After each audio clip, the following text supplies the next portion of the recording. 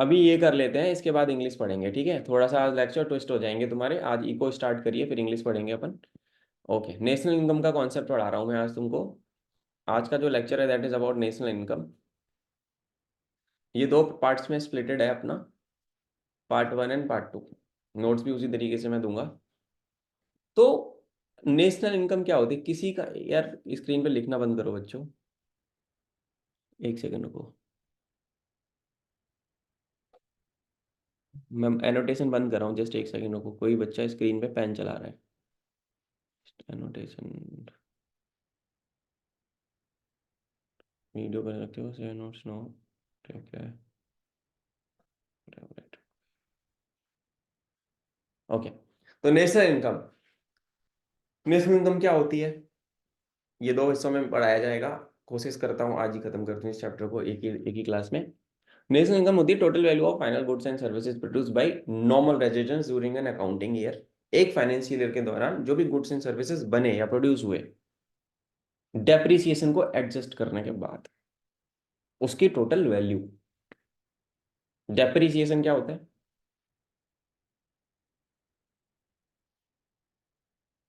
किसी भी चीज की कीमत कम हो जाना over a period of time due to wear and tear, due to uses, वो होता है डेप्रिसिएशन।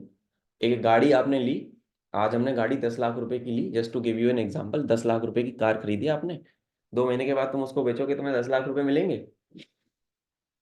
नहीं सर। ऑन रोड प्राइस उसकी 10 लाख, मान लो एग्जांपल है 10,67, I bought a car for 10,67,000 on road. Example दे रहा हूँ, कोई भी हो सकती है, XYZ। तुम्हारे दोस्त को बड़ी पसंद आई, और तुमको लगता था कि यार ये गाड़ी मेरे लिए नहीं है। तुम्हारे दोस्त बोला यार मेरी ड्रीम कार है, तुम मुझको बेच दे। ठीक है, पर वो तुमको 10,67,000 थोड़ी देगा, क्योंकि तुमने थोड़ी सी तो घिसी है वो, 5-10 हज़ार किलोमीटर तो चला दी। बोला एक काम कर, तू 9 लाख रुपए ले ले मेरे से, नहीं है तेरी भी अभी। तो वो क्या हो गया, 1,67,000 रुपये का तुम्हें डेप्रीसिएशन का भुगतान करना पड़ा। ठीक है, डेप्रीसिएशन का फायदा लिया करो लाइफ में। जो भी लग्जरी चीजें होती है ना, जैसे I I I help a friend with the Mercedes, उसकी उसने गाड़ी खरीदी थी, 50 लाख रुपए कीमत थी उस गाड़ी की 7 साल पहले, उस बंदे ने 12 लाख में खरीद ली। हमने 2 महीने बैठ के गाड़ी देखी, हमें पता था कोई ना कोई फुद्दू आदमी होगा जो बेचेगा। तो बहुत सारी चीजें डेप्रिसिएट्स ओवरऑल। लग्जरी कार्स के केस में होता है कि दे डेप्रिसिएट्स अ लॉट। ठीक है ना? तो किसी भी चीज की कीमत कम हो जाती है over a period of time due to wear and tear, उसमें कुछ घिसाई घिसी हो गई या कुछ मैकेनिकल फॉल्ट आ गया, तो ये होता है डेप्रिसिएशन। तो नेशनल इनकम में वो चीज के माध्यम से बताया जाए, it is the net national product at factor cost. Factor cost क्या होती है मैं ऑलरेडी बता चुका हूँ पुराने लेक्चर में। ठीक है ना? अब net national product at factor cost, अब नेशनल इनकम में टैक्सेस नहीं होते। Does not, net national income इसमें it does not include taxes, depreciation and non factor inputs, यानी रॉ मटेरियल, ये नहीं है इसमें शामिल। अब आता है डोमेस्टिक इनकम। नेशनल इनकम के बाद एक चीज और आती है, डोमेस्टिक इनकम क्या है?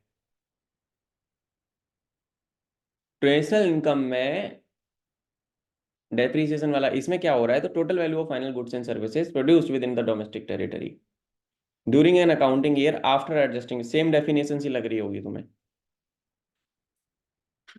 ठीक है, अब ये होता है net domestic product at factor cost. Both NNP and NDP can be measured at constant prices, जो कि आपकी रियल इनकम है, और मार्केट प्राइसेस जो कि आपकी नॉमिनल इनकम है। तो नेशनल इनकम को आप इस तरीके से भी पूछ सकते हो, ये फॉर्मूले पे भी क्वेश्चन बना दिया है यूपीएससी ने एक बार, कि नेशनल इनकम होता है domestic income plus net factor income from abroad, NFI जिसको बोलते हैं, net factor income from abroad. मैंने ऑलरेडी पढ़ाया था जब तुमको दूसरा लेक्चर दिया था। ठीक है ना? भारत के देश नागरिकों के द्वारा भारत भी तो, भारत के बाहर भी तो सामान बनाया जा रहा है, और उसके बदले में पैसा आ रहा है। तो क्या हो गई वो, net factor income from abroad, NFI इसको बोलते हैं। ठीक है, तो ये हो गई national income equal to domestic income, जो देश में पैदा हो रही है चीज़ों उसकी कीमत, प्लस NFI। अब नेशनल इनकम को मेजर करने के there are 3 methods mainly. In how many ways national income can be calculated, it is calculated बच्चों इन मेनली 3 तरीके से। समझे बात? कैसे कैसे समझते हैं? इनकम मेथड पहला होता है इनकम मेथड, दूसरा होता है प्रोडक्शन मेथड, तीसरा होता है एक्सपेंडिचर मेथड। यहाँ पे इस चैप्टर में पर्टिकुलरली कुछ चीजें ना रिपीट होंगी, इस चैप्टर में कुछ चीजें रिपीट होंगी। कौन कौन सी वो बताऊंगा मैं। सेक्टर्स के बारे में वापस पढ़ना पड़ेगा, primary secondary tertiary sector already बता चुका हूं मैं। इनकम मेथड में क्या होता है,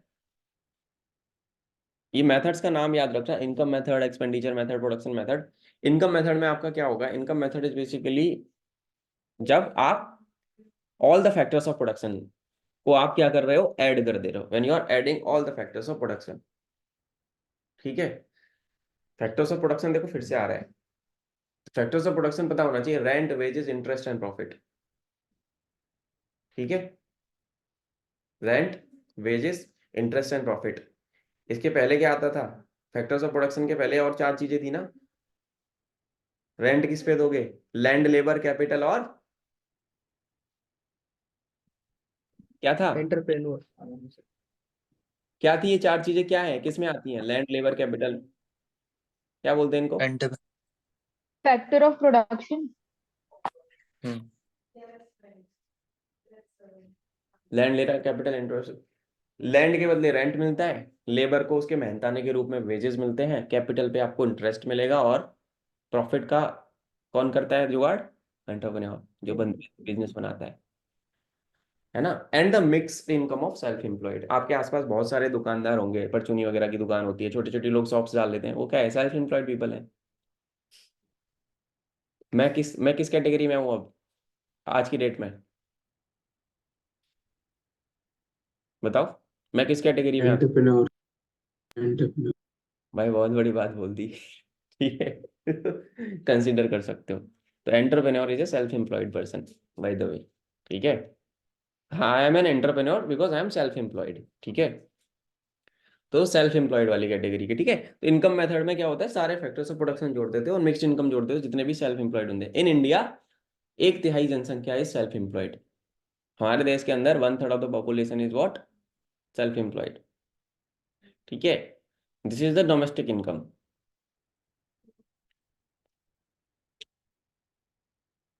ठीक है, this is the domestic income. एक सेकेंड रुकना है बस, आवाज आ रही है बाहर से। ठीक है, सो क्या होता है, एक तिहाई जनसंख्या हमारी सेल्फ एम्प्लॉयड है। इंडिया में क्या होता है, domestic income related to the production within, जितने भी देश के बॉर्डर के अंदर कार्यक्रम चल रहा है, उससे जो इनकम जनरेट हो रही है वो आपकी डोमेस्टिक इनकम हो गई। दूसरा मेथड होता है प्रोडक्शन मेथड, इसमें वैल्यू ऐड होती है, estimated by adding value added by all the firms. Value added का फॉर्मूला होता है value of output minus value of non factor inputs. ये जीडीपी निकालता है मार्केट प्राइस पे, बिकॉज इसमें डेप्रीसिएशन शामिल है, therefore it gives us a gross estimate and taxes, है ना। देयरफॉर मार्केट प्राइस में टैक्स इंक्लूड हो जाता है। पार्ले जी का बिस्किट 2 रुपए का बनता है या बिकता है 2 रुपए का, बिकता है ना 2 रुपए का। अब पार्ले जी के बारे में तो सब जानते हैं, इसलिए जनरलाइज्ड एग्जांपल दिया है। मैन्युफैक्चरिंग कॉस्ट तो उसकी कुछ और होगी ना, 1 रुपए में बन जाता होगा, फिर वो उस पर टैक्सेस लगते होंगे, टैक्स जोड़ते हैं उस पर कंपनी वाले, फिर अपना प्रॉफिट जोड़ते हैं, फिर उसका क्या होता है, सेलिंग प्राइस डिसाइड होता है। ठीक है ना, देयरफॉर मार्केट प्राइस उसका वो है। टू रीच नेशनल इनकम, यानी कि net national product at factor cost, इसके फॉर्मूलेज हैं। अब इन फॉर्मूलेज को याद रखना है, ये सारे बच्चे ध्यान रखना। ये जो फॉर्मूले ना, ये जो फॉर्मूला है पर्टिकुलरली इसमें भाई साहब क्वेश्चन पूछा गया, याद रख लेना इसको। नेट नेट जो नेट नेशनल प्रोडक्ट होता है फैक्टर कॉस्ट पे, जिसको नेशनल इनकम बोला जाता है, अगर प्रोडक्शन मेथड से निकालोगे तो इसका फॉर्मूला क्या होता है, GNP at market price, GDP at market price plus NFI यानी net factor income from abroad. इसमें से डेप्रिसिएशन माइनस कर दिया हमने, GNP at market price minus depreciation. फिर इसमें से क्या किया, टैक्स माइनस कर दिया, इनडायरेक्ट टैक्सेस जितने भी हैं। तो एनएनपी एट मार्केट प्राइस क्या हो गया, NNP eight market price minus net indirect taxes. तो ये फॉर्मूला होता है, ये तीन तीन चीजें याद रखना। ये याद करने वाले, अब इनको रट्टा मारना है, रट्टा मार लो, पर ये याद रहना चाहिए। अगर इस तरफ की चीज पूछेगी तो उसको प्लस में कर देना उधर जाके, तो आंसर निकल आएगा अपने आप। क्वेश्चंस हैं बनते हैं, जो क्वेश्चंस भी दिखाऊंगा किस तरीके हैं, तो वो वहां से क्लियर हो जाएगा। फिर आता है एक्सपेंडिचर मेथड। एक्सपेंडिचर मेथड का फॉर्मूला होता है Y equal to C plus I plus G plus X minus S. X होता है एक्सपोर्ट, एम इम्पोर्ट। ठीक है, एक्स माइनस एम। अब आता है Y, where y equal to GDP at market price. यहाँ पे c क्या है? c है प्राइवेट सेक्टर का एक्सपेंडिचर फाइनल गुड्स पे, g क्या है? गवर्नमेंट का एक्सपेंडिचर फाइनल कंज्यूमर गुड्स पे, i क्या है? इन्वेस्टमेंट आपका और कैपिटल फॉर्मेशन, x हो गया एक्सपोर्ट, i हो गया एक तरीके से i को इंपोर्ट भी बोल सकते हो, x माइनस m होता है net, net export. Export minus import करोगे ना तो नेट एक्सपोर्ट निकल आएगा। कुछ ऐसे अच्छा, एक्सपोर्ट क्या होता है? बहुत सारे बच्चों को पता ही नहीं होगा। What is an outflow export? वो किसी चीज को बाहर भेजना कंट्री से। आपने माल बनाया इंडिया में ना, आपने उसको क्या भेज दिया बच्चों? बाहर भेज दिया तुमने। बनेगा, प्रोडक्शन कहाँ पे हो रहा है? इंडिया में, और भेजा कहाँ जा रहा है? अब बाहर। That is export. X going out. Import, बाहर से आप सामान मंगा रहे हो, you are sourcing from outside, that is called as import. बहुत सारी चीजों में इंपोर्ट ड्यूटी लगती है ना। एक्सपोर्ट करने पे टैक्स लगता है, ये एक्सपोर्ट करने पे टैक्स कम लगता है, इंपोर्ट करने पे टैक्स ज्यादा लगता है। सरकार पैसा कैसे कमाती है? ठीक है, सरकार ऐसे वैसे कमाती है भाई। इंपोर्ट ड्यूटी लग्जरी गाड़ियों पे कितनी है? फरारी खरीद लो, 2 करोड़ की 4 की मिलती है। 200%, 200% टैक्स ले रही है सरकार। टेस्ला क्यों नहीं आ पा रही इंडिया में? क्योंकि जितनी की है ना उससे डबल की बिकेगी। तो सरकार बोल रही है या तो यहीं बना ले, नहीं तो रहने दे। तो वही टसल चल रहा है इतने दिन से। ठीक है, तो एक्सपोर्ट इंपोर्ट ये होता है, तो आपको पता होना चाहिए क्योंकि इन दोनों पे भी क्वेश्चन पूछा गया है। एक्सपोर्ट क्या होता है और इंपोर्ट क्या होता है? प्लेन डेफिनेशन डालेगा, 4 ऑप्शन डालेगा, बताओ क्या है ये चीज। समझ गए ना? एक्सपोर्ट यानी अपने यहाँ सामान बना के you are sending it out. आप बिजनेस करते हो, आपका माल बना के बेच दिया बाहर, बाहर भेज रहे हो, एक्सपोर्ट कर रहे हो आप। बहुत सारे लोग बोलते हैं ना मेरा एक्सपोर्ट इंपोर्ट का बिजनेस है, वो यहाँ से माल भेज रहा है और वहां से माल मंगा रहा है, एक्सपोर्ट इंपोर्ट। ठीक है, ये होता है। अब जैसे कि तुम लोगों को मैंने पहले भी बताया है, नेशनल इनकम कैलकुलेट करने में सबसे ज्यादा कोई सा भी फैक्टर, मेनली कोई से भी फैक्टर्स को यूज कर सकते हो, है ना। Choice of method depend upon the किस पर्टिकुलर सेक्टर के लिए आप कर रहे हो। अब सेक्टर्स ऑफ इंडियन इकोनॉमी जैसा कि हमने पहले भी पढ़ा है, देयर आर 3 सेक्टर्स बच्चों, I will tell you again. Primary sector जिसको हम बोलते हैं agriculture and allied services, agriculture and allied services, या फिर आपकी माइनिंग एंड क्वायरिंग, है ना।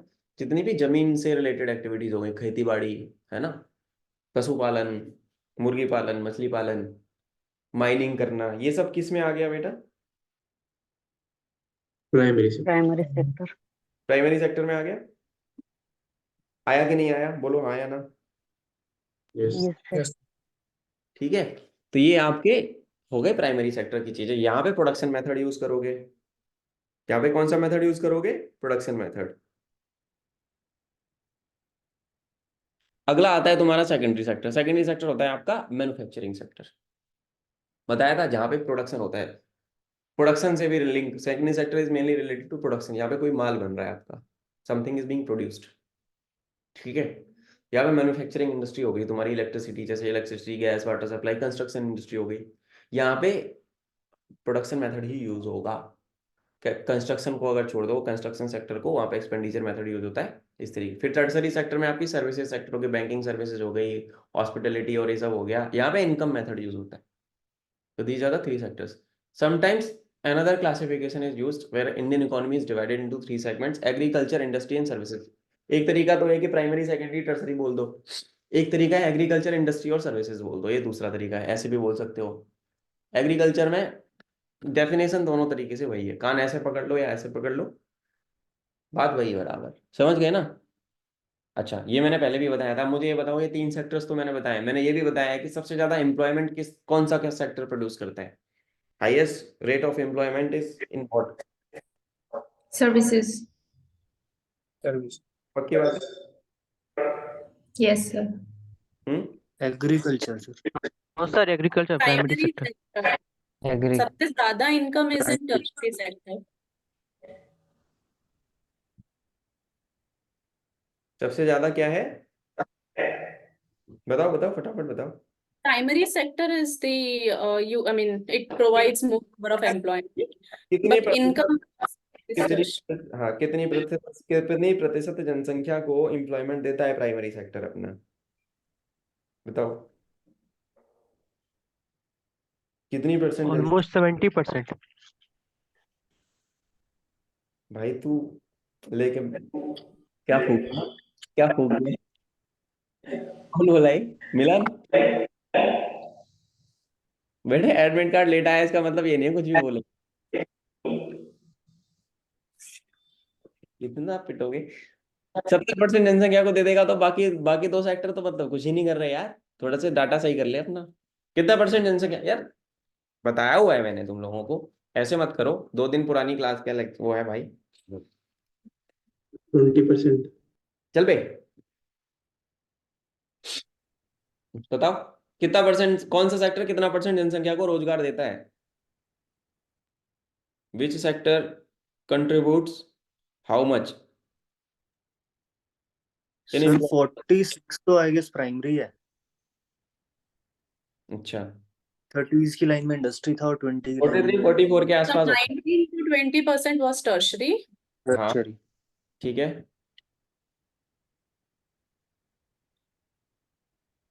43 से 44% के आसपास। एग्रीकल्चर सेक्टर में था। हाँ, 43 से 44% के आसपास एग्रीकल्चरल सेक्टर में हो गया। ठीक है, और इसके बाद बीच वाला, ये बीच वाला तो बीच वाला ही है। फिर टर्सरी सेक्टर में 19 to 20%. 20% पीपल आते हैं। ठीक है बच्चों,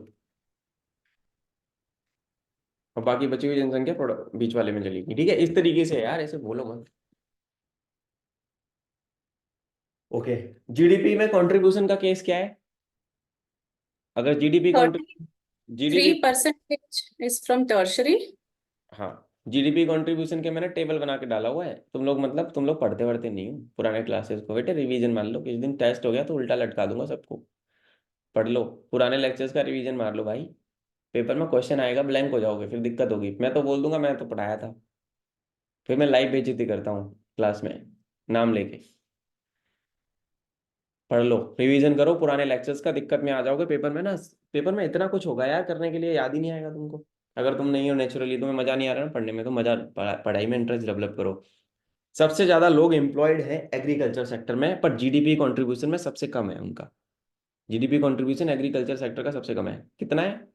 पुराना लेक्चर है, कर लेना रिवीजन। ठीक है, और टर्सरी सेक्टर सबसे ज्यादा कंट्रीब्यूट करता है जीडीपी में, even two people working here are very less. सबसे ज्यादा कंट्रीब्यूट क्योंकि सर्विसेज सेक्टर है ना। अच्छा, इसमें कौन कौन सी इंडस्ट्री आती है, कौन कौन से बिजनेसेस और वो आते हैं ना, वो भी पता लगाना एक बार। ये होमवर्क मान लो, किस कल पूछूंगा वर्बली तुमको सबको। ठीक है, ऑलराइट, यहाँ तक समझ गए हमने। तीन तीन तीन इंडस्ट्री होती है, हमने एक कहानी समझी। अब items not included in national income.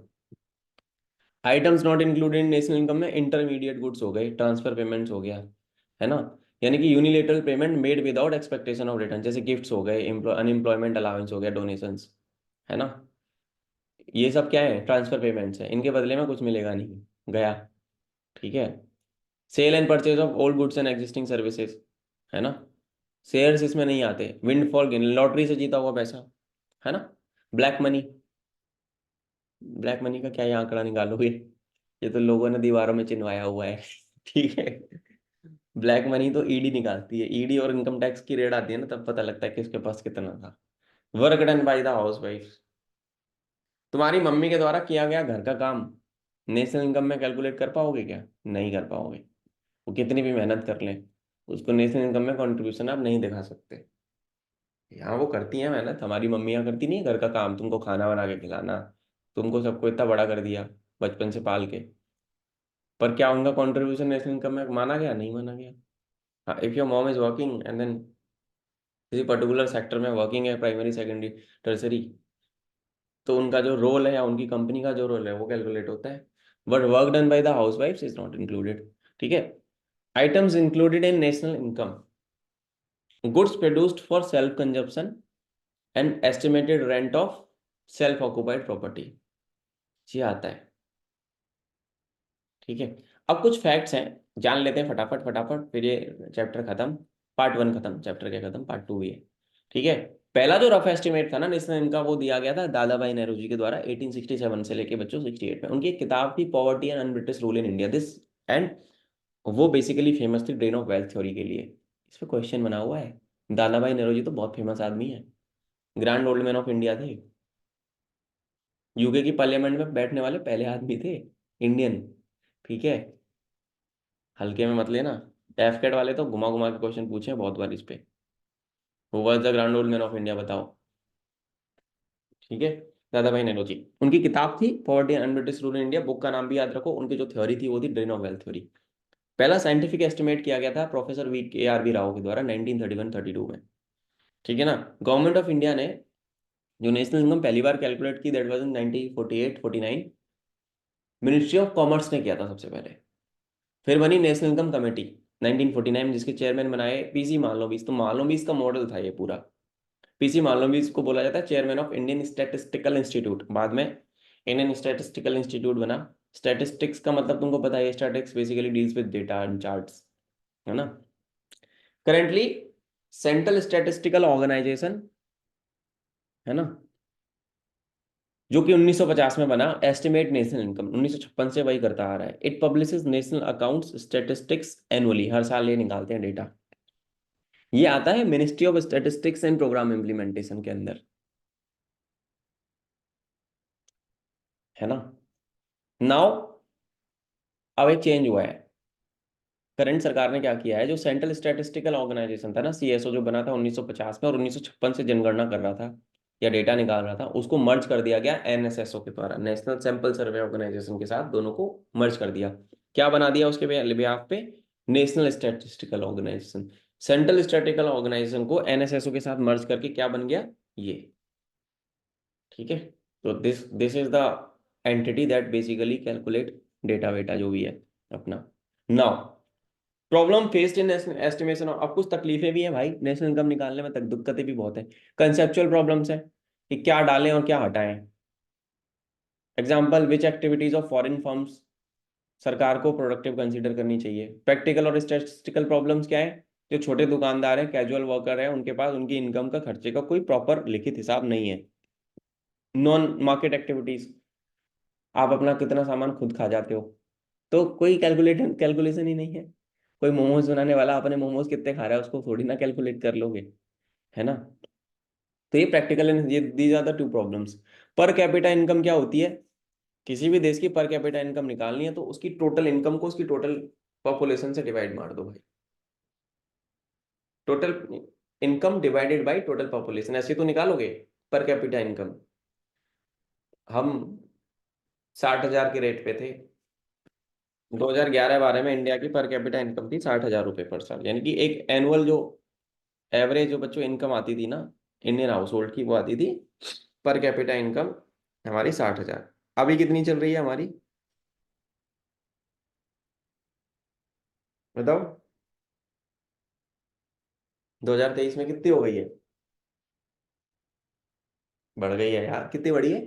We are at around 1,72,000 पे। काफी तरक्की कर ली हमने, लगभग एक 3 गुना बढ़ा दी, समझ रहे हो।